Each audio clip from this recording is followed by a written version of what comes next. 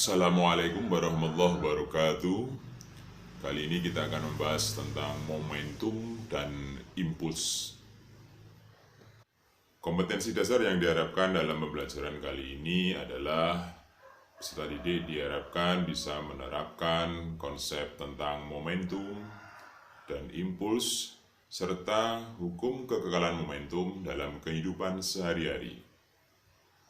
Dalam pembelajaran kali ini kita akan mendiskusikan momentum, impuls, hukum kekekalan momentum, dan tumbukan.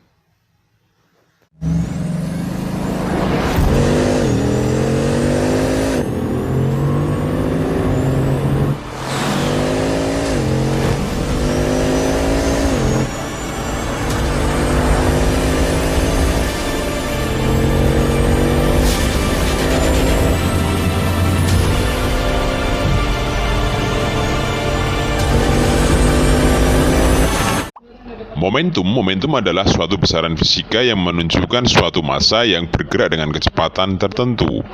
Momentum berasal dari bahasa Latin yang kurang lebih artinya sama seperti movement dalam bahasa Inggris, yaitu pergerakan. Momentum disimbolkan dengan P yang berarti pulsa, yang dalam arti juga gerakan sesaat atau denyut. Momentum P sama dengan M kali V, massa kali kecepatan. Satuan momentum adalah kilogram meter per sekon. Momentum adalah besaran vektor, karena momentum sebanding dengan kecepatan, sehingga arah momentum pun searah dengan arah kecepatan. Ketika kita mempelajari dinamika, kita tahu bahwa penyebab gerak adalah gaya. Kaitannya dengan momentum, gaya yang bekerja pada suatu benda menyebabkan perubahan momentum tiap satu satuan waktu, atau dengan kata lain, gaya menyebabkan momentum berubah terhadap waktu. Kita bisa sebut bahwa gaya sebanding dengan laju perubahan momentum. Ingat, karena gaya bisa menyebabkan perubahan momentum, maka kita bisa nyatakan hukum kedua Newton dalam momentum.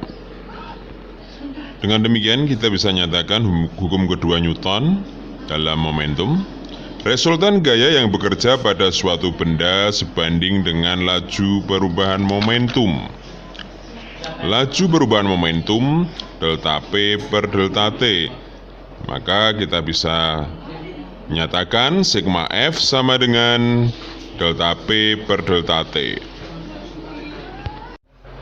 Sebuah bola bermassa 200 gram bergerak dengan kecepatan 20 meter per sekon.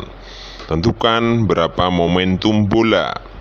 Yang B, tentukan perubahan momentum bola jika bola menumbuk dinding dan memantul dengan kecepatan yang sama tetapi berlawanan arah dengan arah semula.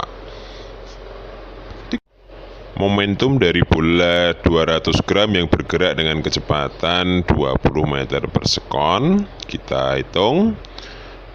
P sama dengan M kali V sama dengan 0,2 kg kali 20 meter per sekon. Jadi hasilnya adalah 4 kg meter per sekon. Kemudian perubahan momentumnya.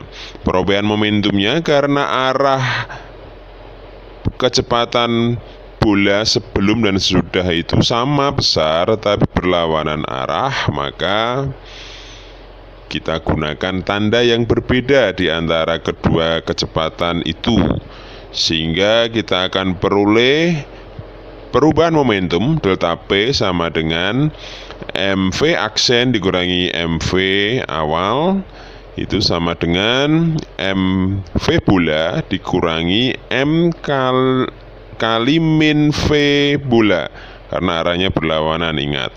Sehingga kita dapatkan delta P sama dengan 2 MV bola atau 2 momentum 2P sama dengan 2 kali 4 kg meter per sekon. Jadi hasil perubahan momentumnya adalah 8 kg meter per sekon.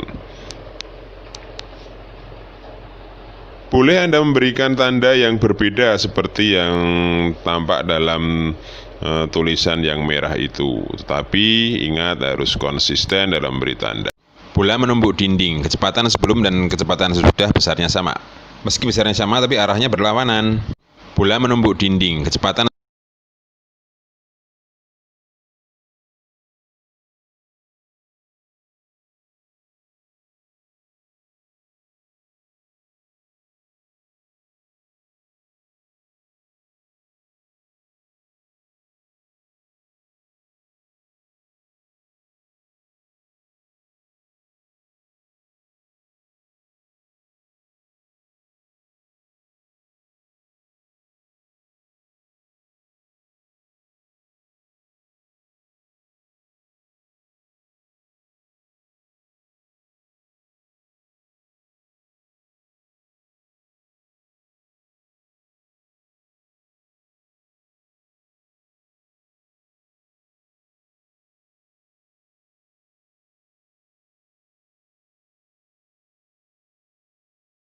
Hukum kekekalan momentum.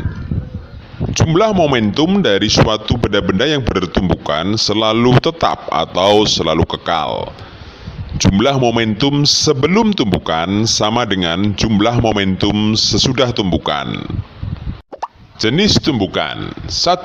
Tumbukan lenting sempurna. Tumbukan lenting sempurna mempersyaratkan bahwa koefisien restitusi E sama dengan 1, atau dalam kata lain, kecepatan-kecepatan benda-benda setelah tumbukan sama dengan kecepatan benda-benda sebelum tumbukan.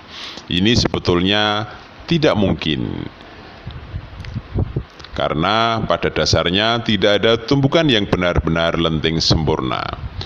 Yang kedua adalah tumbukan lenting sebagian.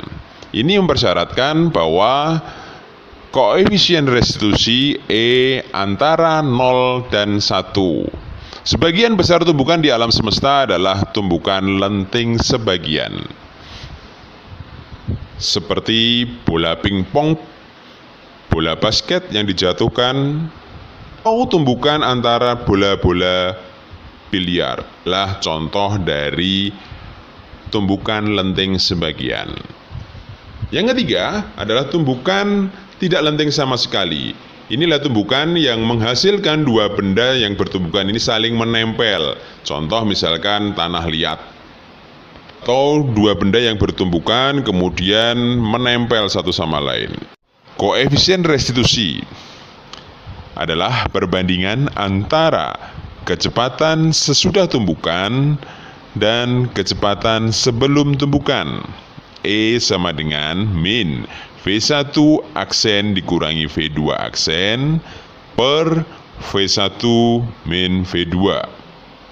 Untuk benda yang bergerak berlawanan, berikan tanda yang berbeda, satu positif, satu negatif. Tetapi bisa juga biasakan sesuaikan dengan arah grafik kartesian, ke kanan positif, ke kiri negatif, atau sebaliknya juga boleh.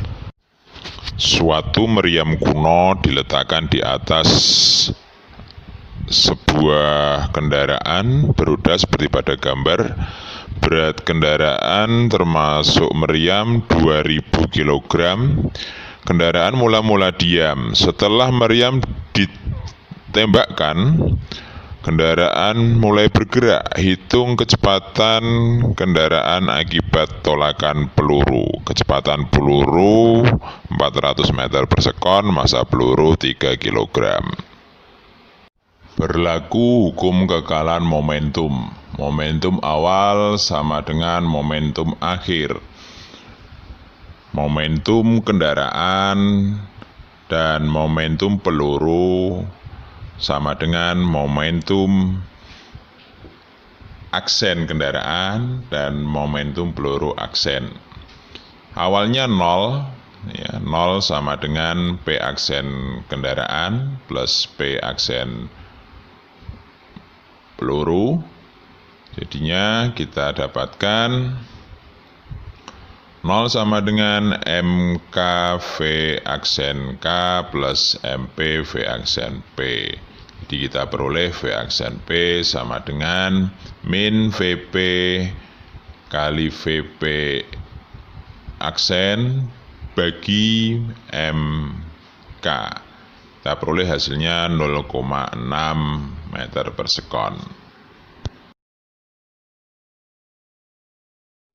Dua balok masing-masing bermasa 20 kg dan 25 kg bergerak searah.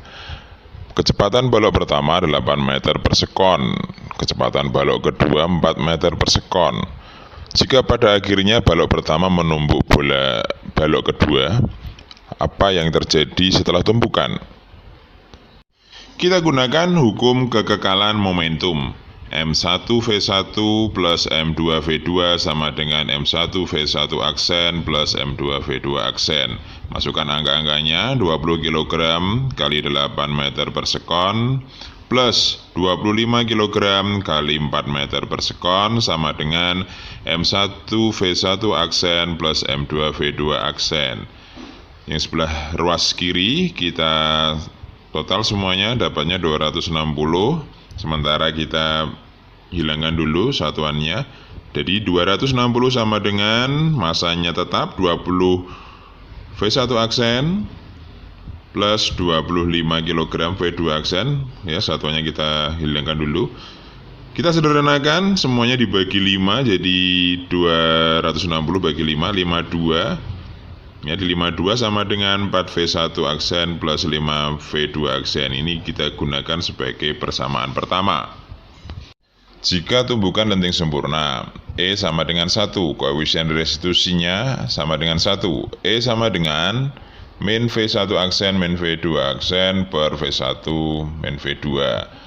Karena arahnya sama, searah, maka tandanya tetap, sehingga kita akan peroleh 1 sama dengan min V1 aksen min V2 aksen per 8 min 4. Kita dapatkan 1 sama dengan min V1 aksen min V2 aksen per 4. Sehingga 4 bisa kita pindah ke ruas kiri. 4 sama dengan min V1 aksen plus V2 aksen. Ini kita gunakan sebagai persamaan yang kedua. Persamaan 1 dan persamaan 2 kita eliminasi. Persamaan 2 kita kalikan 4. Sehingga akan kita dapatkan 9V2 aksen sama dengan 68, hingga V2 aksen sama dengan 75/9 meter per sekon. Kita substitusikan pada persamaan yang kedua, V2 itu, sehingga kita akan dapatkan 4 sama dengan min V1 aksen plus 75/9 meter per sekon, sehingga kita akan dapatkan V1 aksen sama dengan 35/9 meter per sekon. Tumbukan lenting sebagian dengan koefisien restitusi 0,3, E sama dengan 0,3, kita langsung masukkan 0,3 sama dengan min dalam kurung V1 aksen min V2 aksen per V1 8 kurangi V2 4. Sehingga kita akan peroleh 1,2 sama dengan min V1 aksen plus V2 aksen. Kemudian kita eliminasikan antara persamaan 1 dan 4. Yang akan kita peroleh 9V2 aksen sama dengan 56,8. Sehingga kita akan peroleh V2 aksen sama dengan 6,31 meter per sekon. V2 aksen ini kita substitusikan pada persamaan yang keempat tadi, sehingga kita akan peroleh V1 aksen sama dengan 5,11 meter per sekon. Impuls sama dengan F kali delta T. I sama dengan 50 Newton kali 0,01 sekon. Jadi hasilnya sama dengan 0,5 Newton sekon. Yang B, I, ingat impuls adalah. Sementara itu dulu untuk pertemuan kali ini. Jangan lupa selalu berlatih soal-soal yang ada di dalam buku paket. Untuk pertemuan yang akan datang, kita akan membahas tentang cara kerja roket dan latihan-latihan soal yang berkaitan dengan hukum kekekalan momentum dan penerapannya. Terima kasih. Wassalamualaikum warahmatullahi wabarakatuh. Ignition.